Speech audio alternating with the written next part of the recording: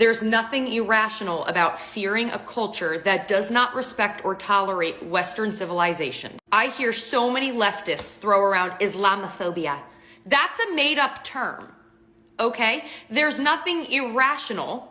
An irrational fear is the definition of phobia. There's nothing irrational about seeing Islam and its culture and its values and its beliefs and its behaviors and saying, this is a problem. I'm scared of this. Islam is not just a religion. It is a lifestyle. And their main goal is to eradicate Western civilization. And Democrats are letting it happen all over the planet. Look at the UK, for example. In the year 2000, in England and Wales, 7,000 reported grapes. In the year 2024, 71,000. And those are just the ones that are reported. What changed in that time? Oh, I wonder. That is an 800% increase. And y'all don't see that as a problem. Women are scared to walk the streets of the UK right now. And you won't listen to them when they talk about it. You call them racist. It's the truth. They're afraid because these men do not respect women. It's in their culture. Islam doesn't even see grape as a crime.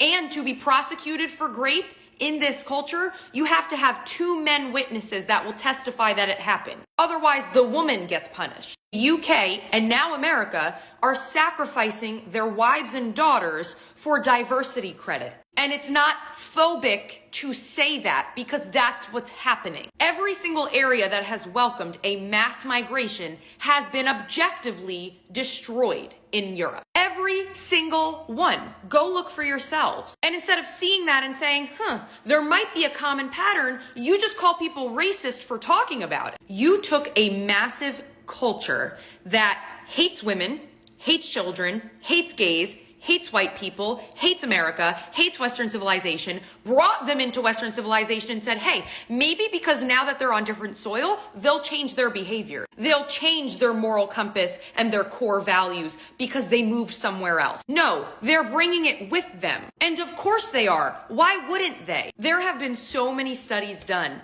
back in the old days before the media today buried them. But in the early 2000s, late 90s, so many studies from educational peer-reviewed places, Harvard University, Yale, all of these different spots that have some of the world's best research, right? Educational research, have done studies on mass diversity, mega diversity in communities. And it fails every time. In 2001, a study was done by a Harvard professor. He spent years on this study, hoping because he was a liberal for a good outcome, that diversity worked. Come to find out, holy crap, it doesn't. People got less involved in their community when it was mega diversity. They got less involved in schooling when it was mega diversity. People weren't as quick to report crimes in diverse spaces. They didn't assimilate well at work together. They didn't assimilate well at stores together. Everything objectively failed when you tried to bring too many diverse people in the same small area. And of course, the left and the media bury these kinds of studies because they want brownie points to other cultures that they're the good one. There's nothing phobic about saying some cultures do not blend